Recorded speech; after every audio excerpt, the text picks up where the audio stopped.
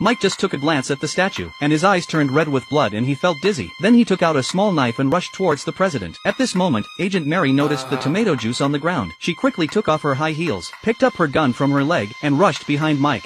Mike pretended to submit and dropped his weapon. Suddenly he kicked away Mary's gun and held her hostage. But agents are not to be taken lightly. Mary kicked away his knife and then kicked Mike to the ground. Mike lost his combat ability in an instant. Meanwhile, John noticed that the statue was pouring out tomato juice. He felt uneasy and picked up the statue, but he accidentally fell to the ground. The statue rolled to Jason's feet, who wore purple gloves and skillfully took out a bag of unknown liquid from his bag. Ignoring John's warning, he directly poured the liquid into the statue. At that moment, lights flickered.